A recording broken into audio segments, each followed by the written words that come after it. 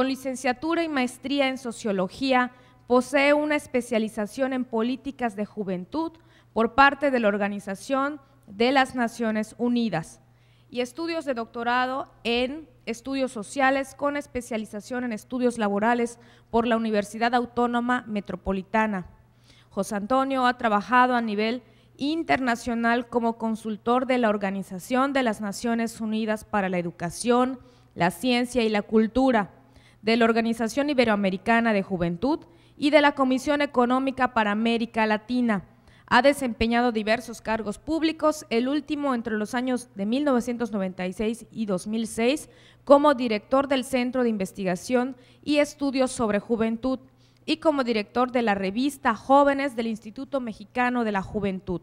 Actualmente es coordinador del Seminario de Investigación en Juventud en la Universidad Autónoma de México. Ha publicado y dirigido múltiples proyectos sobre el sector juvenil y sobre políticas públicas a nivel nacional e internacional, entre los que destacan la Coordinación General de las Encuestas Nacionales de Juventud 2000 y 2005. Desde 2014 coordina la Encuesta Iberoamericana de Juventud que busca aplicar en la región durante 2015, impulsada por la OIG, y la cuarta encuesta nacional en México, también para jóvenes, con apoyo del INJUVE. Su más reciente libro es Políticas de Juventud, una propuesta para el México del siglo XXI, que realizó en coautoría con el doctor José Narro Robles, Humberto Muñoz y David Moctezuma en la editorial Miguel Ángel Porrúa UNAM 2012. Pues le damos un fuerte aplauso y le cedemos la palabra.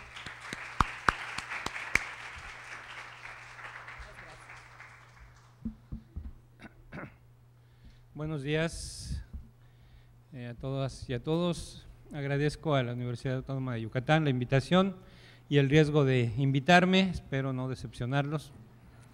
La idea de mi intervención el día de hoy es hablar de algunas cosas que a mi modo de ver están marcando a las nuevas generaciones de jóvenes en nuestro país.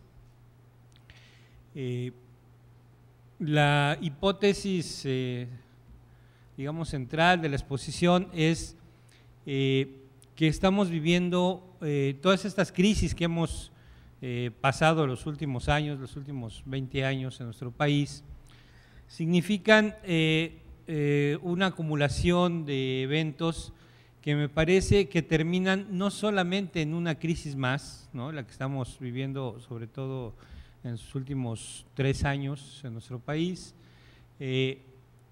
significan el inicio de una nueva época.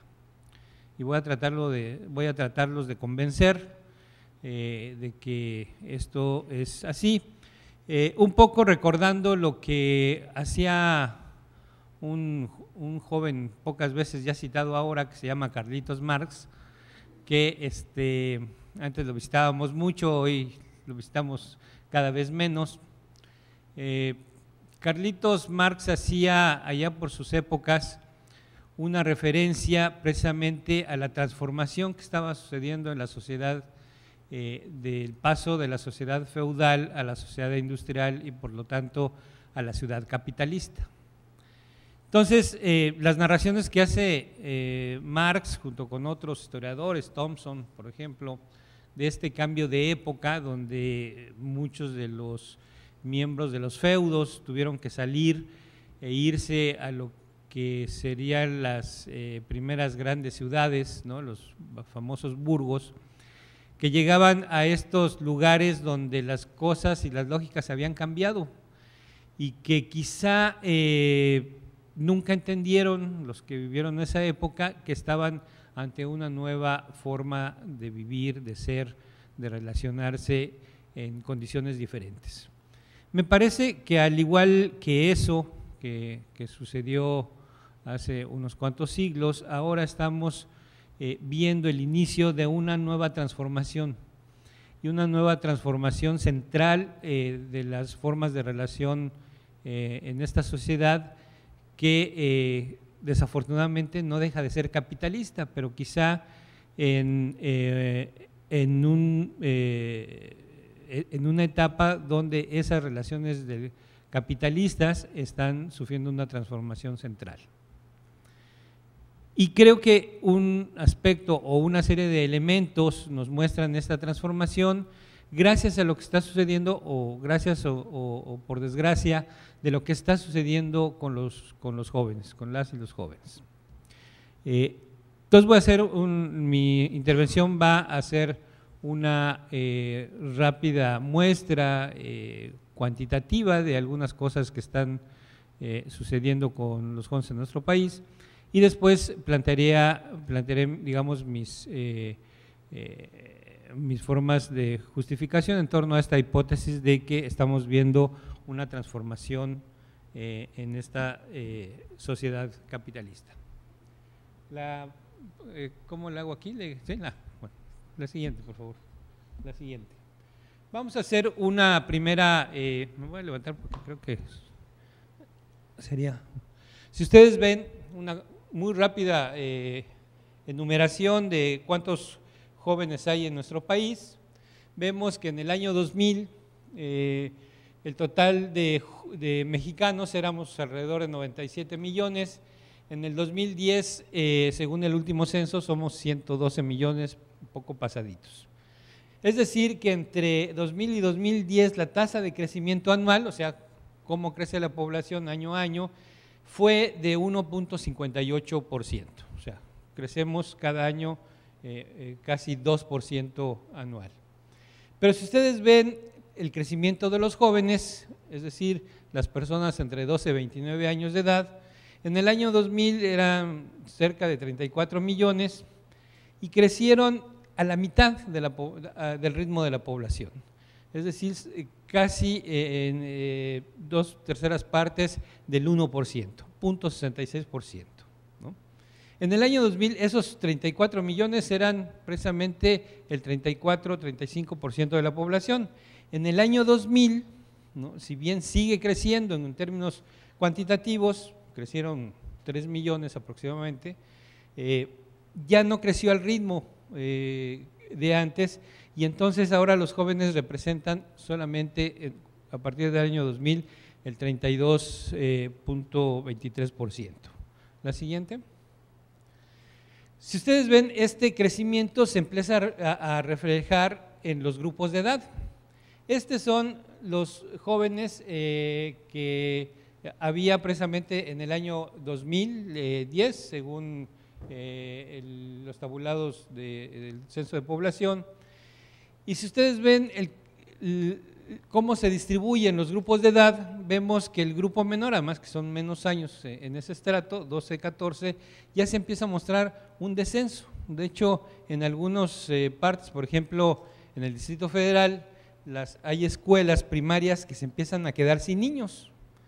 Entonces tenemos escuelas que estaban contempladas como para 1.500 alumnos y ahora escasamente llegan a los 500, a los 600 alumnos, ¿no? Entonces, de ahí viene pues que estamos reduciendo nuestra tasa de crecimiento, estamos reduciendo también la participación de los jóvenes y estamos entrando a lo que se llama una nueva etapa demográfica donde el peso mayor va a empezar a suceder en las edades de adultos y sobre todo vamos a ver un crecimiento de las edades de la tercera edad, ¿no? Pero todavía tenemos, digamos, cuando menos unos 5 años más, el coletazo de las altas tasas de crecimiento y por lo tanto los jóvenes entre 15 y 19 años son precisamente el sector que todavía va a predominar y va a exigir cuestiones de salud, seguridad, escolaridad, etcétera, etcétera. La siguiente, por favor. Esto de manera general, nada más siempre me gusta apuntarlo porque siempre se nos olvida que los jóvenes son una serie de sectores, de grupos, de cualidades y cantidades distintas. De tal manera que hablar siempre, sobre todo en estos espacios tan cortos, de 1 hora, etcétera, uno hace generalizaciones que de repente debería de estar pensando más en la concreción. Pero siempre esta serie de elementos el origen social, la escolaridad, el sexo, etcétera, van a modificar el tipo de jóvenes sobre los cuales nos tenemos que referir. De hecho, lo que a mi modo de ver está pasando con los estudios de juventud es que cada vez más vemos estudios concretos de poblaciones concretas, de sectores juveniles concretos, y esos grandes estudios que antes hacíamos sobre los jóvenes mexicanos empiezan a decrecer, excepto los demográficos. La siguiente, por favor. Esta es la distribución para también el año 2010 de lo que se llama la condición de actividad, precisamente de los jóvenes de 12 a 29 años. Si ustedes ven, alrededor del 40% son jóvenes que se dedican exclusivamente a estudiar, el 28.6% ya salió de la escuela, se dedica a trabajar, un sector cercano al 11% combina las dos cosas, estudia y trabaja, y el 21.6% son esos mal llamados, subrayo, ninis, ¿no? Que no estudian ni trabajo. Y sabemos que además ese sector es fundamentalmente femenino, ¿no? Y por lo tanto, hay de 4 jóvenes que están ahí, 3 son mujeres. Por lo tanto, lo menos que podemos pensar es que esos jóvenes que no estudian ni trabajan se la están pasando de flojos, ¿no? Sobre todo pensando que las mujeres, las jóvenes, cuando no hacen ni estudian ni trabajan, fundamentalmente están en la casa y están desarrollando labores del hogar, ¿no?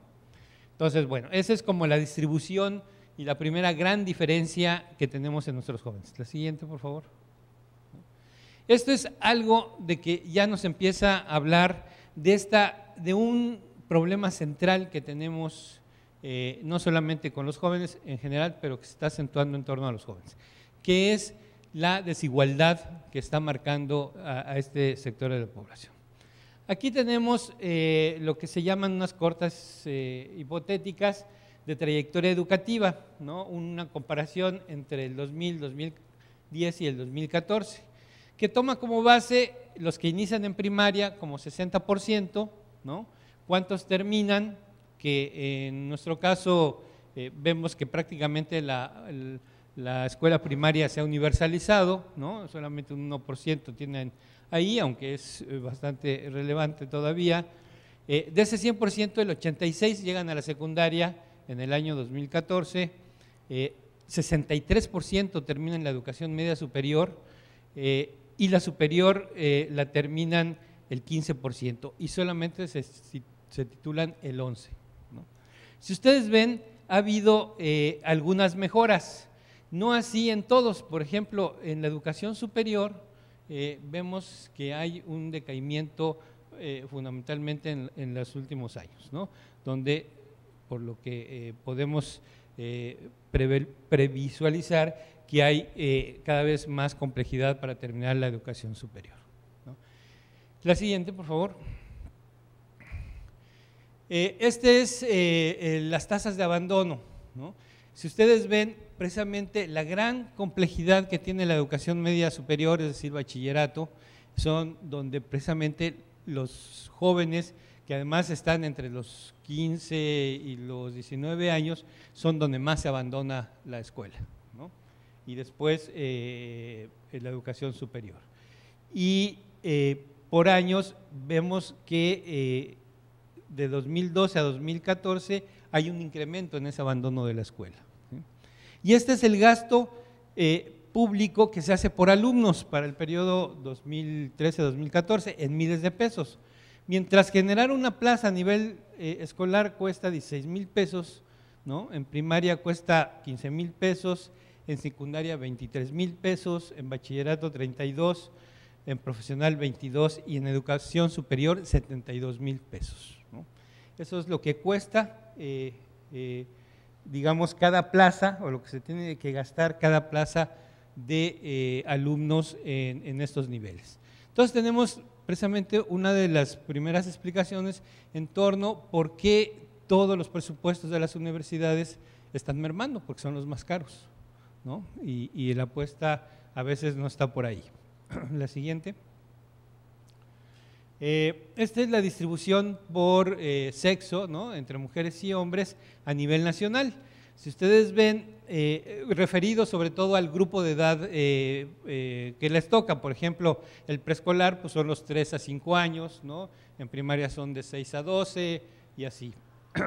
Si ustedes ven, hay un sector que está alrededor del 40% que ya no asisten a la escuela, ¿no?, del grupo de 3 a 29 años.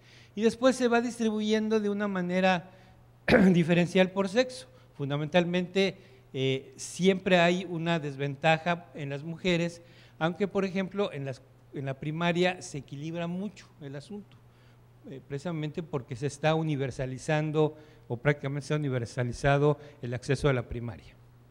Nada más por curiosidad, la siguiente, les presento Yucatán, ¿no?, que imagino que les interesa, que también es una… Yucatán es una de las entidades federativas que está a la mitad de la tabla, ¿no? Siempre tiene elementos que digamos están muy cerca de la media, pero ven una distribución muy parecida, ocupa de los 32 el puesto 17. La siguiente, por favor. Y esta es una visión de los que llegan a la educación superior, que decíamos que es los jóvenes que tienen, digamos, por una parte son la élite de la población, pero por otra la distribución de esos jóvenes que llegan a la educación superior tiene que ver mucho por el lugar donde estén, ¿no?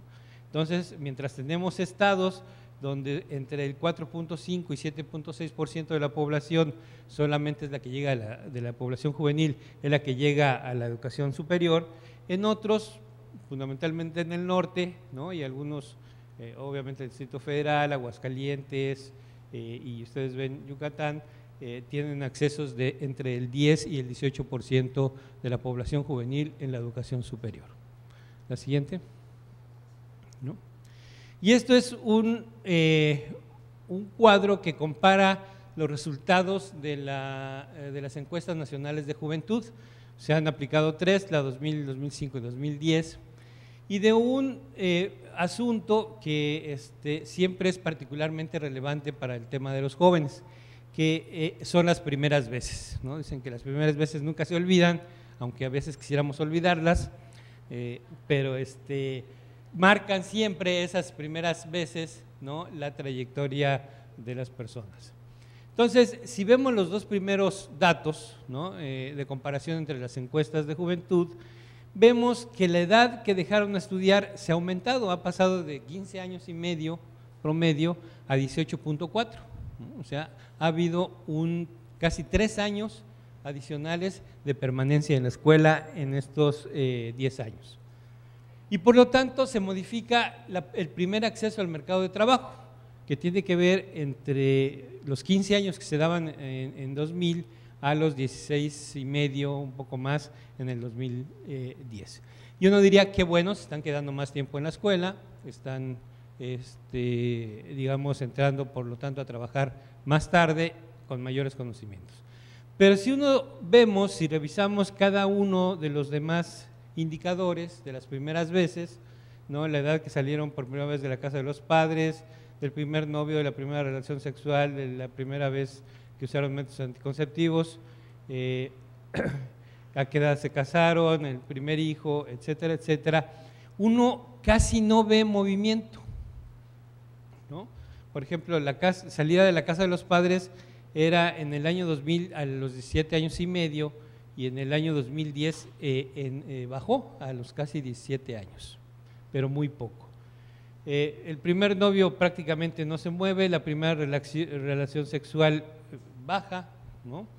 Y así podemos ver en cada uno de los usos. De tal manera que vemos que hay cosas que siguen quedándose y otras que se están transformando. Entonces, lo que digo, muchas de estas cosas, sobre todo de la segunda parte, suceden ya no fuera de la casa de los padres, sino cuando los muchachos no han salido de la escuela, todavía no tienen empleo y por lo tanto están en la casa de los padres. Entonces siempre me he imaginado, ustedes han visto cuando menos en películas qué sucede cuando un tráiler frena de improviso, ¿no? Un tráiler trae una caja, viene la cabina, entonces frena de improviso, ¿qué sucede? porque la caja se lleva a la cabina, ¿no? Porque el peso es mayor. Y creo que nos está pasando algo similar, de tal manera que la caja está llevándose a la cabina y estamos teniendo una serie de elementos, que ahorita los vamos a discutir quizá un poco más, que están modificando mucho esta famosa condición juvenil. La siguiente. ¿No? Otro elemento también que tenemos cada vez más complicado para los sectores juveniles son los asuntos del mercado de trabajo. Si vemos la tasa de desempleo juvenil, ¿no? Esto es para 2014, me faltó ahí el dato, 2014, vemos que las tasas de desempleo de desocupación juvenil casi duplican el resto de las tasas de desocupación, ¿no? En general hay un problema de desempleo para los jóvenes muy fuerte. Pero eso no es lo relevante. Lo grave en realidad es que los que tienen empleo fundamentalmente tienen un empleo que se llama informal, es decir, bajos salarios, poca seguridad en el trabajo, pocas prestaciones sociales, etcétera, etcétera. Es más, hay empleos formales, yo diría, que cada vez son más informales. Por ejemplo, los call centers, ¿no?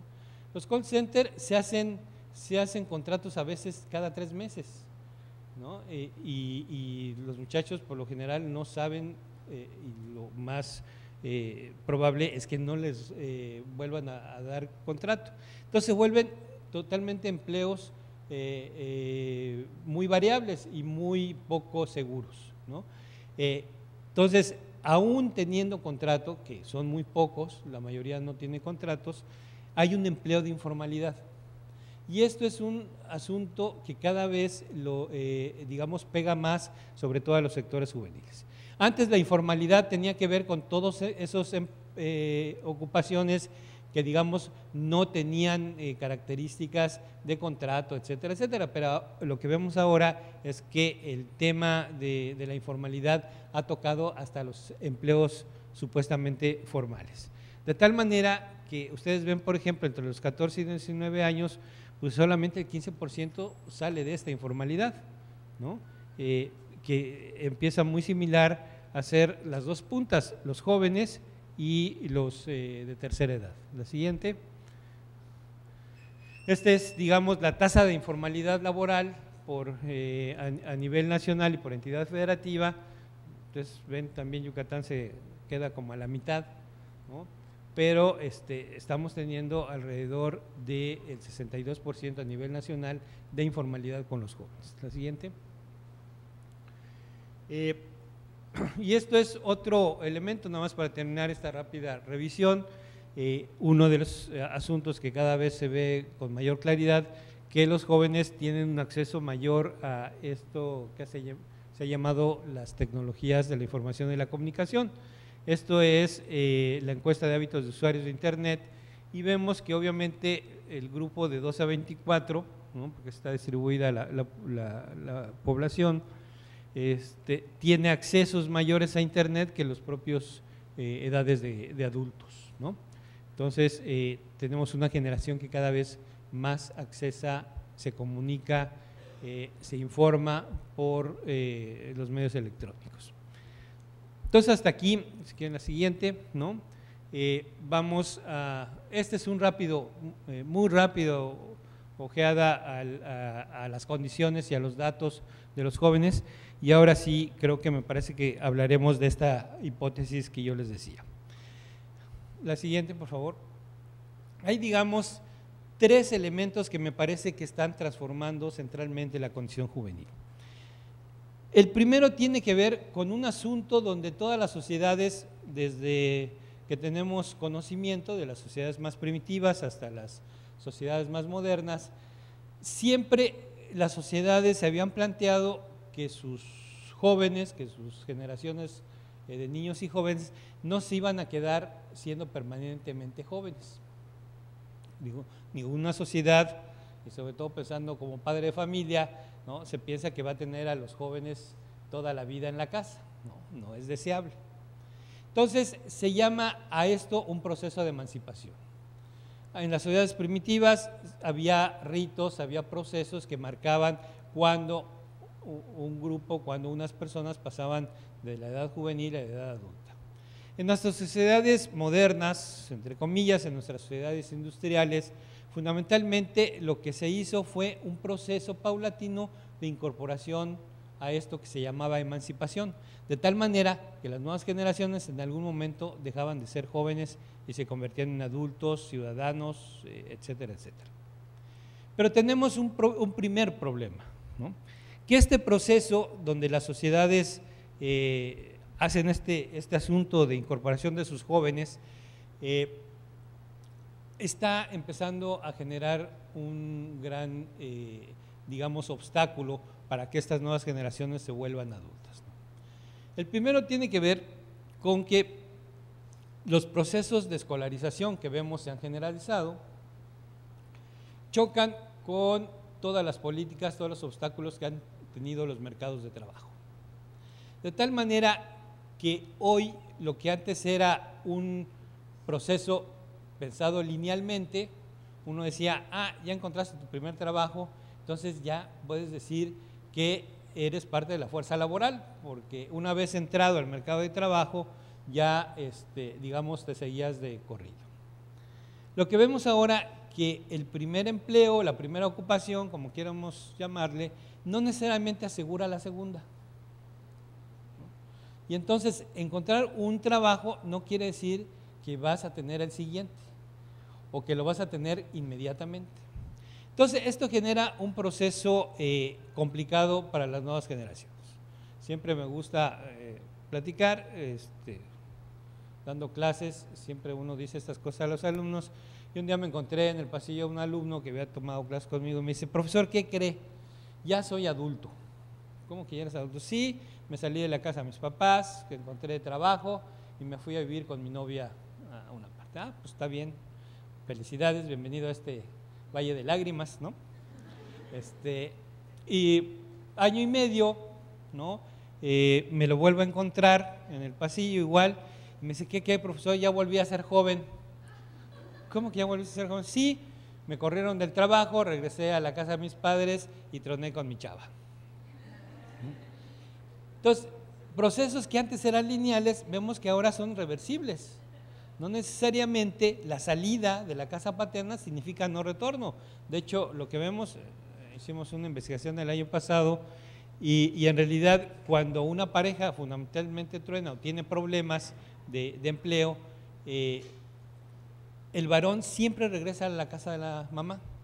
Las mujeres, en cambio, no necesariamente regresan, ¿no? Pero los varones siempre que sucede esto regresan al seno materno, a los apapacha de la mamá, ¿no?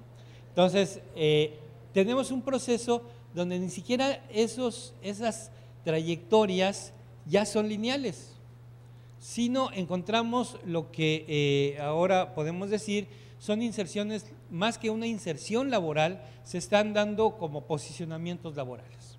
Entonces, siempre me queda la imagen de este asunto de en un campo donde hay tuzas, sí los llaman acá tuzas, ¿no? Que uno ve que hay hoyos, ¿no? Que salen de repente por todo el campo porque las tuzas hacen por abajo los caminos. Me parece que muchas de las trayectorias de los jóvenes son así. No necesariamente los empleos significan un incremento de la capacidad, de la capacitación y del aprendizaje. ¿Por qué? Porque hoy puedes encontrar un empleo, no sé, en una tienda departamental y mañana estar haciendo otra cosa totalmente distinta en un call center, ¿no? Y entonces la experiencia anterior ya no te sirve para el siguiente empleo, ¿no? Sino que tienes que empezar cada vez a hacer otras cosas diferentes. Entonces tenemos un problema donde la nueva valorización de la fuerza de trabajo está marcado fundamentalmente por el riesgo. ¿Cuánto quieres ganar? ¿Cuánto quieres arriesgar? Hay gente que dice no quiero arriesgar mucho, hay jóvenes que dicen, entonces se buscan un empleo de estos tradicionales que también todavía siguen siendo muy importantes para la fuerza de trabajo juvenil, un contrato de 8 horas, aunque sea cada 3 meses, con un pago de salario prácticamente mínimo, etcétera. Pero hay otros que dicen, no, yo quiero arriesgarle, entonces entro a hacer proyectos, ¿no? El famoso freelance, que además a los diseñadores, a los comunicólogos, les encanta. Entonces, el primer contrato que logran, no saben si van a tener al segundo y no saben si el segundo va a ser tan importante como el primero. Entonces, viven en un permanente incertidumbre. Por ahí tengo más cosas, pero el tiempo no permite hacer algunos ejemplos de esto. Pero el otro es un mercado de trabajo que, por desgracia, cada vez conocemos más en nuestro país, que es el mercado de lo paralegal, ¿no? Entonces, si podemos vender discos pirata, ¿no? El riesgo es muy poco, todo el mundo compramos discos piratas, aunque nos llamen papá piratas, ¿no? Está socializado, ya no mal visto, pero si uno, y se gana poco, pero se gana. Si uno quisiera arriesgar más, uno podía vender marihuana, el riesgo es mayor, ¿no? Pero la ganancia es mayor. Bueno, quieren ganar más, arriesgan más, ¿no? Entonces vendan armas, humanos, etcétera, etcétera. Y ese es un mercado que atrae mucho a los muchachos, y además las entrevistas que hemos hecho y que tenemos conocimiento es que los muchachos saben que esas son vidas muy cortas, ¿no? La famosa frase de que más vale vivir un día como rey y no 100 como güey, ¿no? Significa mucho de este elemento central en las cosas. Pero ese primer proceso donde este rompimiento del proceso de emancipación produce estas cosas, ¿no? Viene acompañado de otras dos. El segundo es que mi hipótesis, cada vez las nuevas generaciones toman menos decisiones, ¿no? ¿Por qué? Porque para tomar decisiones sobre algo tenemos que tener cuando menos la ruta A y la ruta B. Si nada más tenemos una ruta, pues no tomamos decisiones, hay que seguir por esa y no podemos optar por otra. Entonces me parece que las nuevas generaciones tienen cada vez menos posibilidades de tomar decisiones en varias cosas, por ejemplo en el asunto del cuerpo, ¿no? El cuerpo juvenil se ha convertido en un eje central de muchas cosas, ¿no? De venta, de comercialización, de lucha, pero ese es un cuerpo que cada vez se vuelve más vulnerable, por esto mismo que decía yo antes, ¿no? Cada vez ese cuerpo juvenil está más en riesgo, ¿no? Por todos los problemas, no solamente de narcotráfico, violencia, etcétera, etcétera, sino por todas las gestiones o malas gestiones que hacemos con él, problemas de alimentación, problemas de adicciones, etcétera, etcétera, ¿no?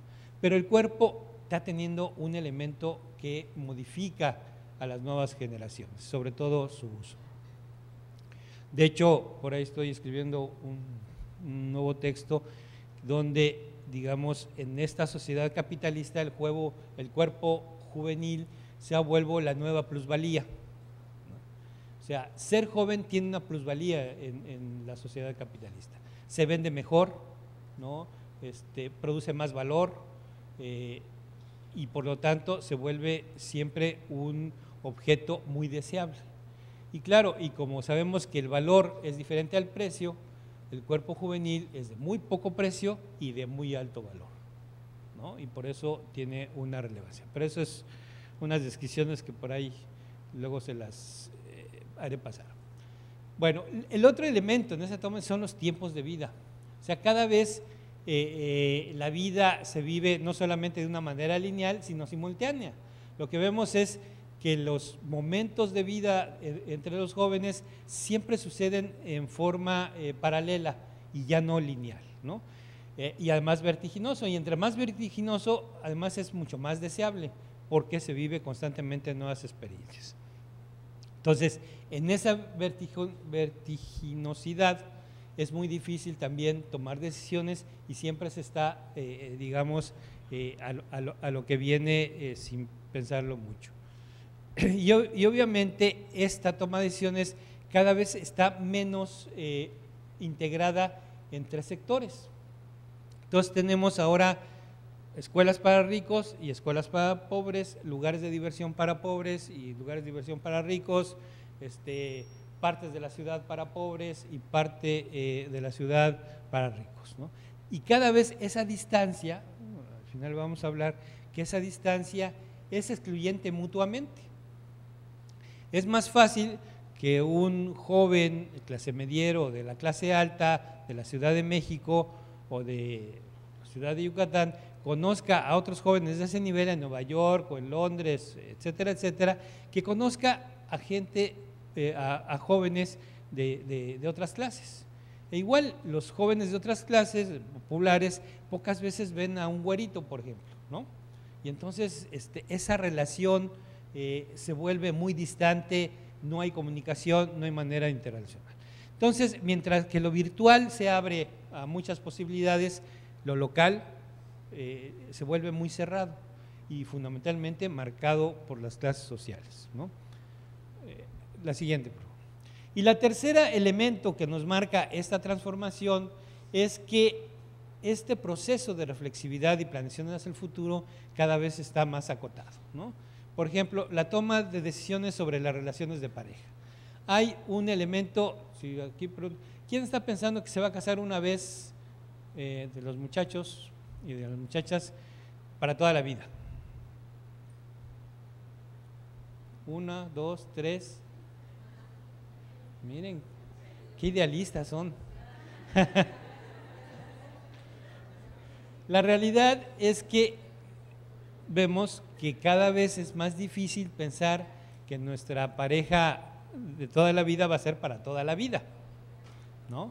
Entonces, tenemos un proceso donde estas relaciones son a corto plazo y por lo tanto muy marcadas por condiciones coyunturales muy cercanas, pero donde además se están dando procesos cada vez más complicados. Una de estas cosas es lo que llamo la revolución silenciosa, que es este proceso. Hicimos con Marisa Urteaga hace como unos 10 años una serie de entrevistas a jóvenes que buscaban trabajo, a mujeres jóvenes y hombres. Y la realidad lo que nos sorprendía era que mientras las mujeres, las jóvenes tenían una cierta idea de por qué querían cierto trabajo y en ciertos lugares, porque les permitía tiempo, porque les permitía aprender, etcétera, etcétera. En el caso de los varones era muy ambiguo la búsqueda. Decíamos, bueno, ¿por qué estás buscando eso? Bueno, primero, ¿qué quieres hacer? ¿Qué tipo de trabajo te gustaría? No, pues cualquier cosa. Y bueno, ¿pero qué te gustaría hacer así en lo inmediato? Pues no sé. Pero así, algo que te apasione, no, pues sabe, ¿no? Entonces, era de veras impresionante entre los varones esta falta de claridad, de ambigüedad en torno a lo que ellos querían ser, a su papel, a la búsqueda de objetivos. Y en cambio las mujeres eran mucho más asertivas. Y me parece que esto está modificando también, no solamente lo veíamos en algunas ocasiones, la escolaridad, por ejemplo, en las universidades se está feminizando, ¿no? Tenemos cada vez más mujeres en las universidades y a veces la relación hombre y mujer va a favor de las mujeres. Entonces, medio en broma, medio en serio, les digo a las muchachas que van a tener que acostumbrarse a mantener a sus maridos, ¿no? Porque cada vez va a ser más difícil y lo que vemos es cuando una mujer busca empleo, lo encuentra más rápidamente que el varón. Y no porque puede ser que sean más mejores, como dirían, que los varones, pero fundamentalmente porque la entrada de la mujer al mercado de trabajo es más barata, ¿no? Y por lo tanto se paga menos. Entonces, por lo tanto, en un mercado de trabajo siempre competido, los empleadores se van por el menor costo. Pero esto modifica las relaciones de pareja, ¿no? Donde, por ejemplo, en Ciudad Juárez también veíamos en las maquilas, hace unos 10 años, uno iba a las maquilas el sábado, que es el día de paga, y uno veía enfrente de las maquilas a un montón de chavos pegados a la pared esperando que sus parejas salieran de cobrar, ¿no? Y la realidad es que se veía cómo las mujeres salían, las chavas, que además casi todas eran jóvenes, salían y a veces les entregaban el sobre a los varones. Iba yo con compañeras y yo decía, ya ves el problema del machismo. Decía yo, cierto, pero también imagínense esa idea que nos han vendido, que nos siguen vendiendo todavía, de que el varón va a ser el proveedor, ¿no? Y entonces, cuando esto no sucede, la gran frustración de los varones, cuando su compañera puede ganar dinero y él no puede ganar, discutíamos esa vez en Ciudad Juárez, tiene que ver con estos ambientes donde la violencia contra las mujeres se incrementa. ¿Por qué? Porque, por desgracia, a veces la única manera de mostrar los varones esta famosa superioridad es con la fuerza física, ¿no? Y por lo tanto los niveles de violencia se pueden incrementar. Entonces tenemos una relación donde hombres y mujeres jóvenes empiezan a tener nuevos acuerdos, nuevas relaciones que va a modificar ese asunto. Y obviamente los asuntos de violencia, ¿no?, que cada vez se han ampliado, también complican. Y finalmente, este proceso, uno dice, bueno, ¿y hasta dónde va a terminar el proceso juvenil? Todavía tenemos hasta 15 días, digo 15 días, 15 minutos. ¿15 minutos? ¿Sí? Bueno. Entonces, estos tres elementos, el rompimiento del proceso de emancipación, los asuntos de una menor posibilidad de toma de decisiones y el futuro tan inmediato que se tiene, tan poco a largo plazo o mediano se tiene, complica este proceso donde supuestamente estas nuevas generaciones en algún momento se conviertan en adultos. Y eso va a tocar muchas estructuras, no solamente la siguiente, porque las relaciones de estos jóvenes con las instituciones ha cambiado. Por una parte, la familia se ha vuelto multifuncional. Es impresionante cómo en las encuestas de juventud, una de las cosas que veíamos es que casi el 80% del primer empleo de los jóvenes se consigue vía la familia o los lazos familiares. Es decir, quien no tiene palancas familiares o vecinales y eso está amolado, ¿no? Y entonces, en ese sentido, la familia empieza a ser la única institución que, digamos, sigue siendo un colchón. Por eso es que cuando uno pregunta a los jóvenes cómo valoran a las instituciones, la familia siempre anda por el 9 y tantos %, mientras que la siguiente institución anda por el 7, 6,5%, que generalmente es la iglesia o la escuela, etc. O sea, la familia es la única institución que ha logrado hacer estos procesos de adecuación ante las nuevas condiciones. Y los jóvenes, mal que bien, sabemos pues que la familia tiene como institución una serie de elementos cada vez más complicados, ¿no? Fundamentalmente porque además nuestras familias tienen cada vez menos recursos y por lo tanto esos recursos limitados afectan a las nuevas generaciones. Pero sigue siendo la única institución que responde a muchas de las demandas juveniles.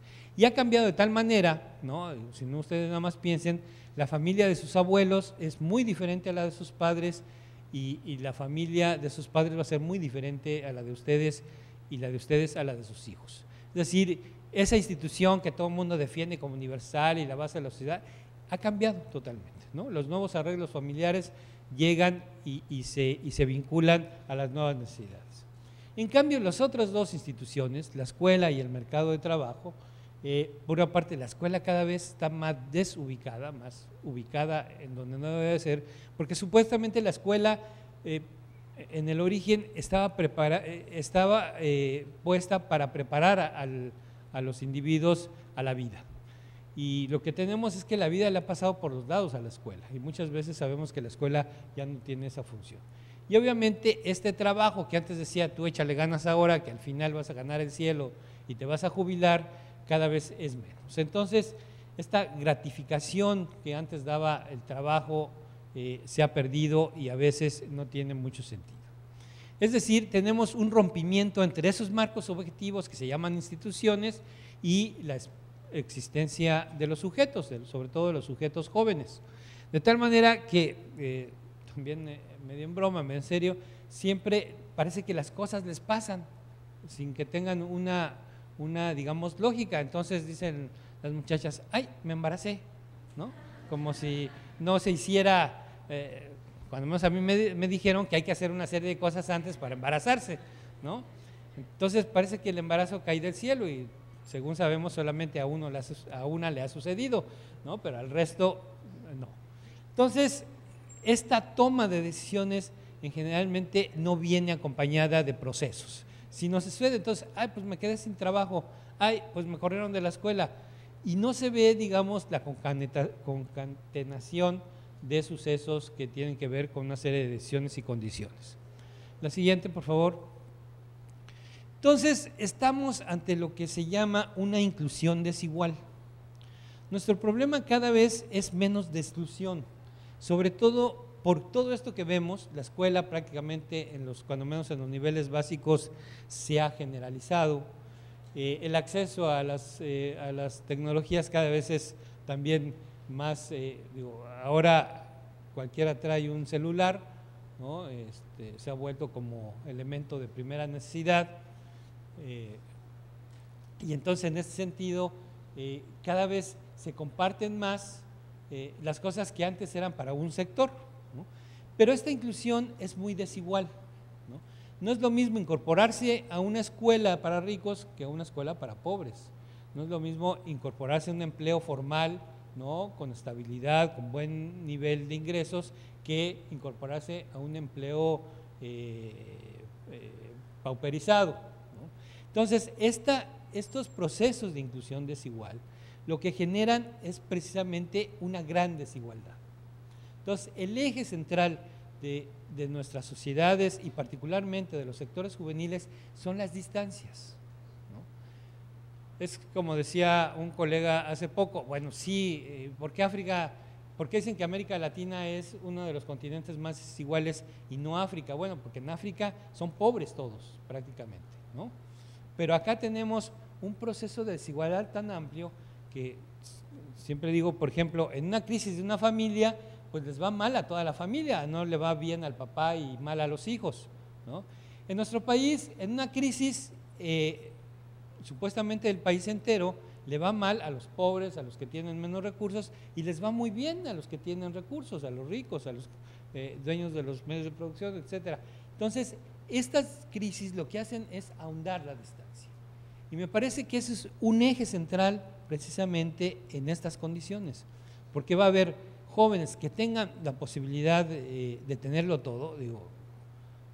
Empezamos a hacer algunos seguimientos, por ejemplo, de los famosos Mi Reyes, ¿no? O sea, es impresionante la inconsciencia y el gasto que tienen, si quieren, unos sectores muy acotados de jóvenes, pero que hacen un despilfarro de cosas que uno no puede creer. Y al lado, ¿no?, hay obviamente el 60% de pobreza del país, ¿no? Entonces, tenemos estos procesos.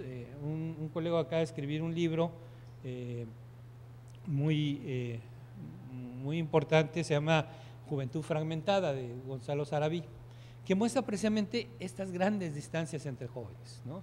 Hace un estudio de universitarios de las escuelas privadas de más altos recursos y de escuelas universitarias también, de escuelas más populares. Y las distancias son enormes, a pesar de que todos son universitarios, ¿no? Entonces tenemos un problema de desigualdad, que esta inclusión desigual, ¿no?, hace que las distancias se vayan abriendo. La siguiente, por favor. Pero además estos procesos se dan muy rápidamente, donde las instituciones ya no funcionan, ¿no? Por una parte, hay una mundialización de la crisis, o sea, no solamente en México, en todos los países está dándose eso. El neoliberalismo, ni siquiera que era el que nos iba a salvar supuestamente, pues ha funcionado, ¿no? Hay algunos que quieren regresar a ese estado que domina todo y que sabemos que tampoco funciona, pero además muchos de estos procesos tocan a los que antes no tocaban, ¿no? Y entonces tenemos un proceso de pobreza, de pauperización de lo laboral muy extendido.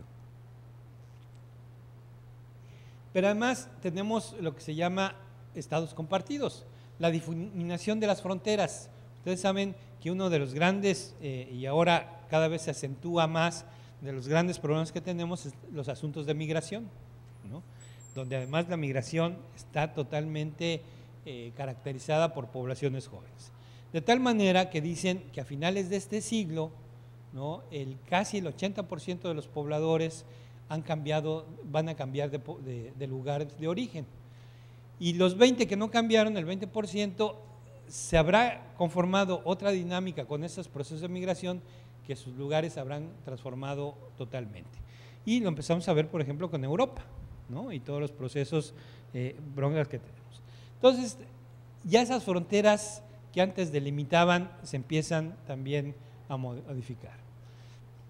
Internamente en los países también está sucediendo, lo vemos aquí en México, la competencia electoral, diferentes procesos de desarrollo económico en las entidades y los problemas, por ejemplo, sabemos que ahora Michoacán, Guerrero tienen problemas particulares, ¿no?, por todo el problema de la violencia y narcotráfico, y por otro seguimos teniendo procesos de alta industrialización con generación de crecimientos espectaculares. Entonces, esa fragmentación no solamente se da de manera, digamos, entre naciones, sino adentro de las naciones, ¿no? Y tenemos procesos de fragmentación que cada vez nos están ampliando. Y por otra parte hay lo que diría un filósofo, los estados fantasma, es decir, esos estados marcados por el narcotráfico, el contrabando, donde son estados propiamente, en realidad las lógicas que en algunas regiones de México funcionan son las lógicas del narcotráfico, no del Estado-nación o del Estado local, ¿no? Pero además hay un elemento que me parece central, que es esto, una palabra muy difícil, desinstitucionalización de lo público. Que en pocas palabras, lo público nos lo han quitado y sobre todo se lo han quitado a las nuevas generaciones, ¿no? Por ejemplo, la política, que es el lugar central de lo público, donde supuestamente podemos, los que pensamos diferente, llegar a acuerdos, negociar, pues sabemos que la política se ha corrompido, cada vez le funciona menos a los ciudadanos. Entonces, ese lugar de lo público cada vez nos interesa menos a los ciudadanos. Las calles, decía Carlos Monsiváis, que antes la calle era el lugar de todos, ahora se ha convertido en el lugar de nadie, ¿no?, por los asuntos de inseguridad y todo eso. Entonces, ese lugar también que era público se ha perdido, ¿no? Ayer con el profesor Juan Carlos veíamos cómo en algunas ciudades nos han quitado las calles. Entonces ya no se puede andar a ciertas horas en ciertos lugares, ya no se puede jugar, los niños no pueden jugar en los parques, etcétera, de ciertas ciudades, porque ese espacio público es peligroso y por lo tanto no hay acceso a él, ¿no? Y finalmente la legalidad, que bueno, si no nos ponemos de acuerdo, pues llamamos al árbitro, ¿no?, al sistema de justicia, pues sabemos que la justicia está vendida. Entonces, esos tres niveles de lo público, cada vez ante las nuevas generaciones, están siendo muy acotadas. Y por lo tanto, el lugar de encuentro con los otros, con los diferentes, cada vez se ve más difícil. Entonces, ya prácticamente para finalizar, lo que digo es que las nuevas generaciones tienen ante sí tres retos, las 3D, ¿no?, que es el asunto de desigualdad, que insisto, es un asunto que va a romper sociedades, que va a romper comunidades, que va a generar una fricción y yo creo, como estamos viendo ya, violencia entre grupos, no solamente de manera intergeneracional, entre jóvenes y adultos, entre viejos.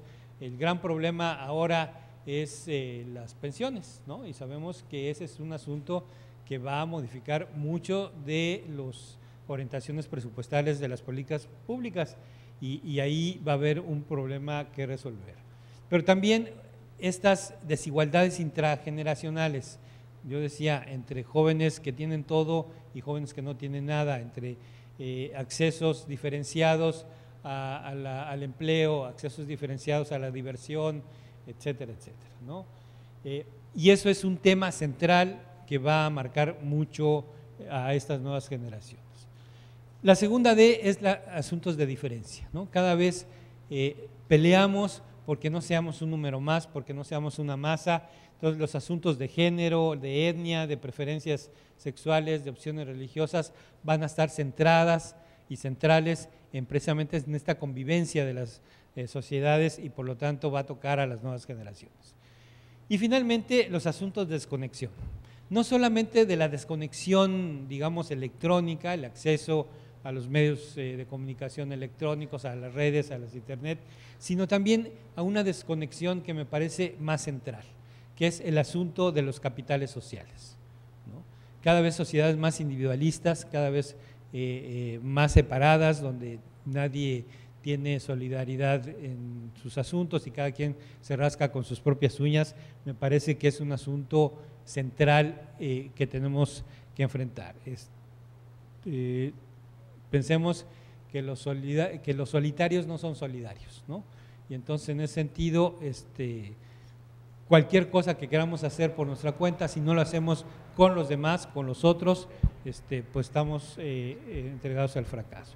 Y por lo tanto, este capital social, esta manera de conectarse con nosotros, es un elemento que muchos no lo tienen y por lo tanto es una prioridad en esta nueva constitución de las nuevas sociedades.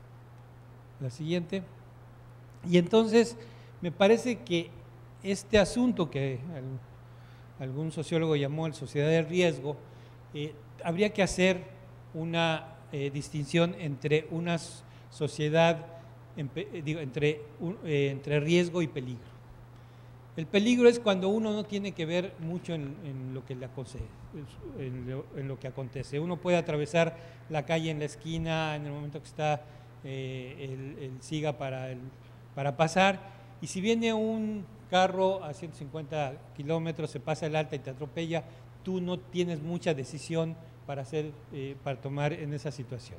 Pero en cambio el que viene en el carro toma un riesgo, hace una decisión, y ese riesgo es correr a 150 y pasarse el alto. Y el riesgo es que pueda atropellar a alguien, si lo atropella, tomó ese riesgo. Y me parece que obviamente ante el asunto de los peligros, pocas cosas tenemos que hacer, quizá preverlos, quizá tener una actitud preventiva. Pero lo que no podemos seguir haciendo es pensar que en nuestras nuevas generaciones limitarles el asunto del riesgo. Me parece que cada vez hay que enseñar más a tomar riesgos, ¿no? Y obviamente tomar riesgos no es cerrar los ojos y decir, ahí voy, a ver qué pasa, ¿no? Eso tiene otro nombre que empieza con P y termina con endejez. Entonces, no tomar riesgo es tomar información, es tomar decisiones, es ver opciones, es trabajar con los otros, y me parece que ese es un asunto que cada vez tenemos que trabajar más y sobre todo las nuevas generaciones tienen que enfrentar. Y es un asunto que siempre lo hacemos, pocas veces lo reflexionamos y yo creo que la reflexividad es importante. Siempre le digo, ¿qué mayor riesgo hay que enamorarse? ¿No? Uno cuando se enamora no sabe si el otro o la otra le va a corresponder durante el mismo tiempo, con la misma intensidad, de la misma forma, y uno lo hace. Uno puede tomar la decisión de no enamorarse y pasarse el aburrido, ¿no? Pero si uno toma la decisión, uno enfrenta siempre esos riesgos de que las decisiones no sean las más adecuadas. Pero eso es un asunto que hay que hacer. No podemos seguir pensando que tenemos que proteger a nuestros jóvenes del sexo, de las drogas, no, tenemos que enfrentarlos a esos mundos que van a ver cada vez más con cercanía y por lo tanto enseñarles a tomar decisiones. Y entonces estas nuevas generaciones, por eso digo que espero haberlos convencido, estamos ante una nueva situación. Las instituciones, por una parte, ya no funcionan. No tenemos instituciones viables hasta el momento, ni tenemos modelos confiables. No hay recetas que nos digan por acá está la verdad. Y las nuevas generaciones no solamente se van a tener que enfrentar a los conflictos de distribución de los bienes, o sea, a los asuntos de desigualdad, sino también a la distribución de los daños. O sea, tenemos un país quebrado, tenemos un país fragmentado, nos siguen faltando 43 y la cuenta se va acentuando, y me parece que es un asunto que lo tenemos que entender que así es y lo tenemos que enfrentar, ¿no? Y lo peor es cerrar los ojos y pensar que no existe.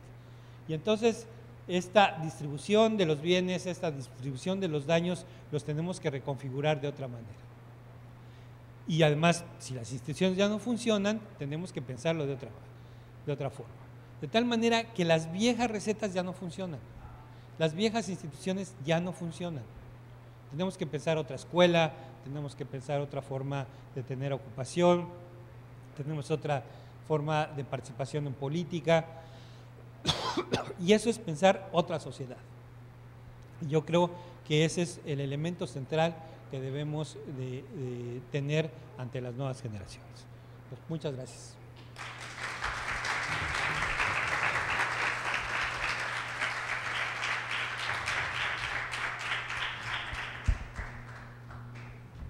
Agradecemos las palabras de José Antonio, muchas gracias, y abrimos este momento para preguntas que ustedes tengan por allá.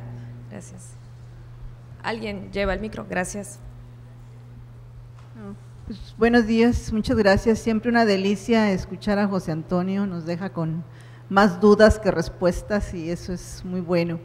Ciertamente tú mencionas que no hay recetas, que la situación ha cambiado, pero las instituciones de educación superior se enfrentan ahora más de manera masiva al ingreso de jóvenes en búsqueda de cambios, de transformaciones, de otro mundo posible.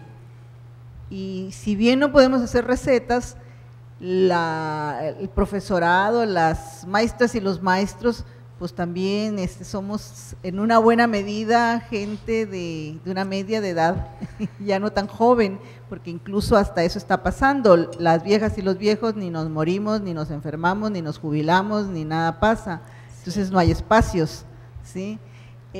¿Cómo poder impulsar esa transformación que lo tienes que trabajar como institución, por un lado, hacia el profesorado, pero por el otro lado también tienes que impactar a las familias y a nivel de educación superior, lo más desvinculado de la legalidad, de la legitimidad en las instituciones de educación superior, pues son las familias, ya ni siquiera los llaman para nada, ¿no? A las madres y a los padres de familia.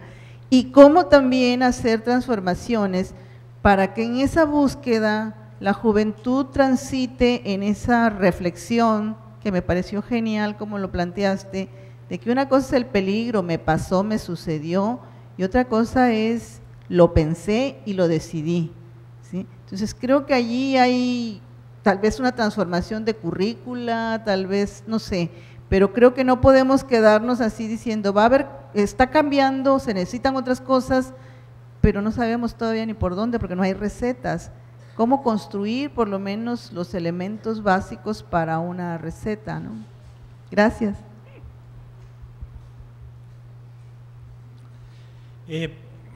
Gracias, Rosario. Me parece que es cierto, o sea, el gran problema es que las instituciones ya no funcionan, pero siguen estando ahí, ¿no?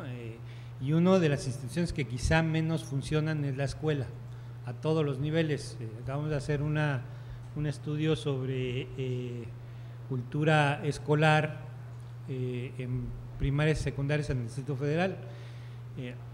Bueno, en realidad nos llamaron para hacer un estudio del bullying y les dijimos, eso es una cosa menor, lo importante es pensar la escuela de otra manera.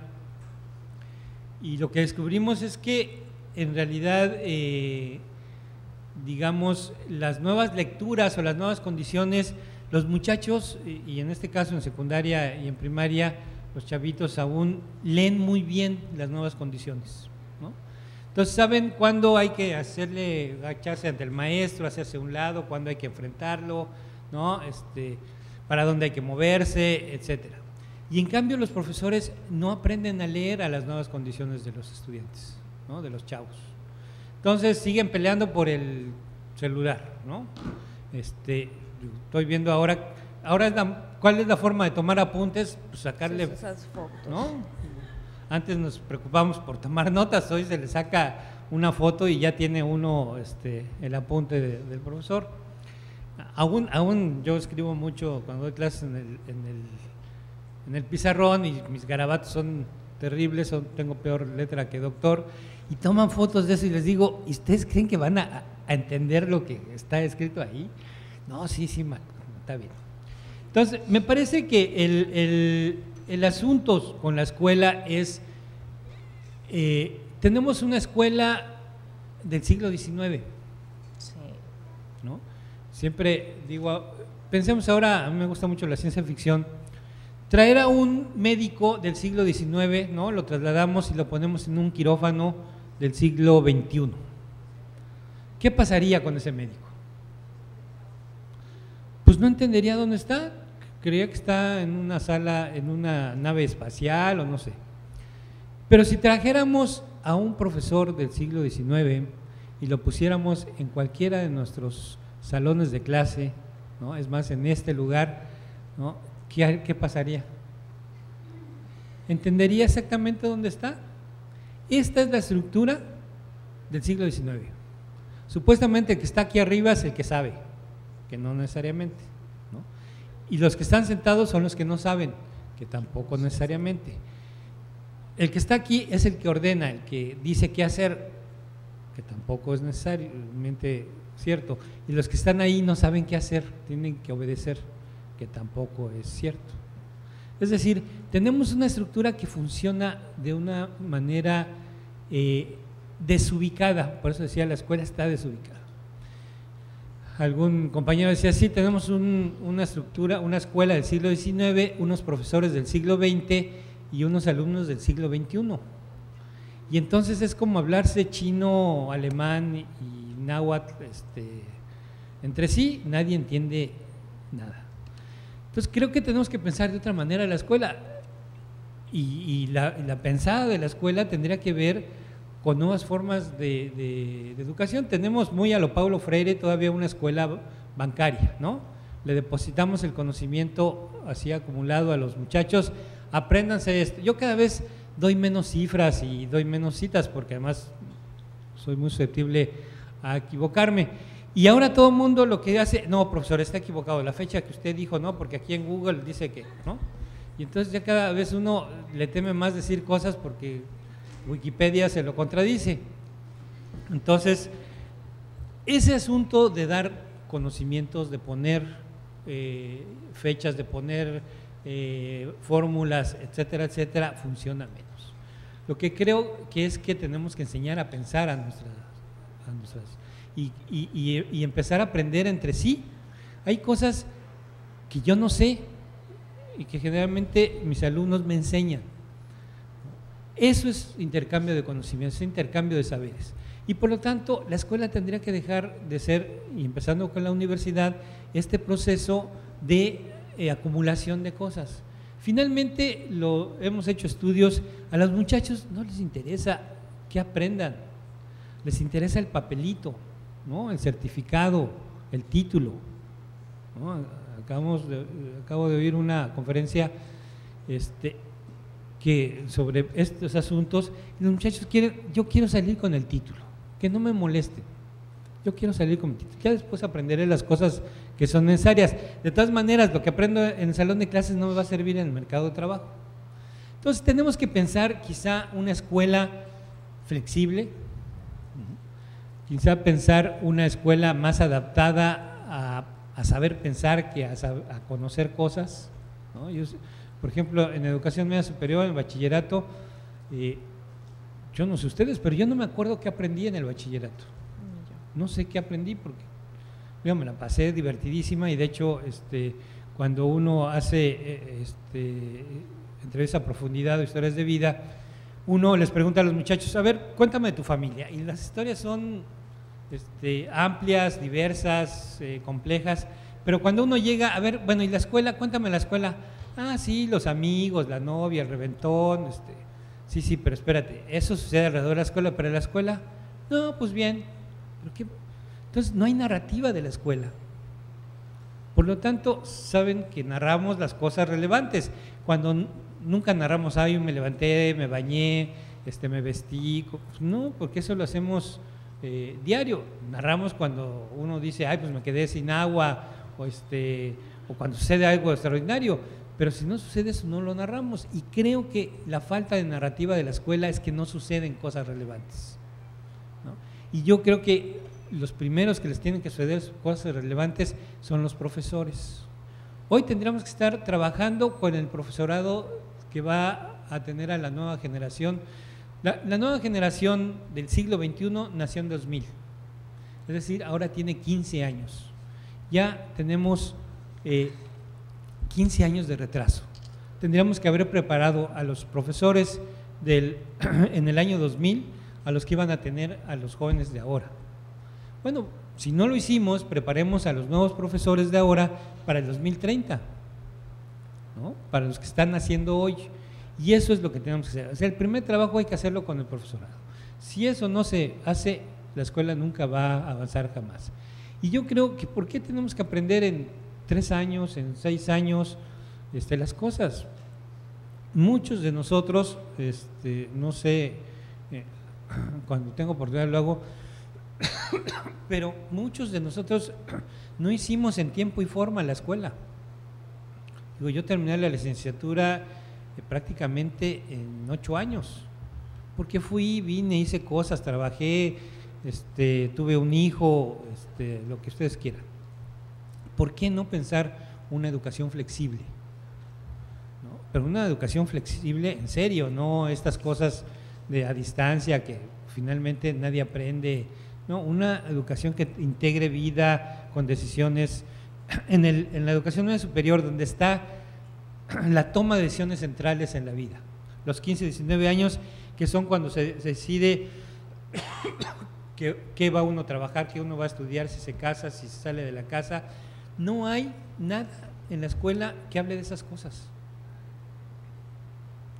Entonces tenemos que pensar una escuela de otro tipo. Esta no funciona. Y ciertamente no sé, tengo algunas ideas como estas de trabajar con profesorado, de hacer flexible ciertas cosas, pero creo que la solución tendríamos que trabajarla entre todos, ¿no?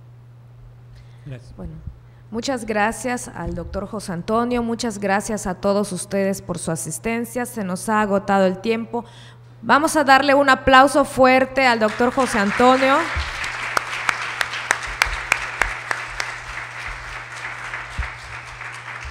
Y en este momento, en representación del comité, me dispongo a entregar una constancia al doctor José Antonio por impartir la conferencia magistral La nueva condición juvenil en el tercer encuentro nacional sobre comunicación y juventud, voces múltiples y mundos posibles, realizado en la ciudad de Mérida, Yucatán, del 23 al 25 de septiembre. Firma la doctora Celia Rosado, directora de la Facultad de Ciencias Antropológicas, y la doctora Roxana Quirós por el comité organizador.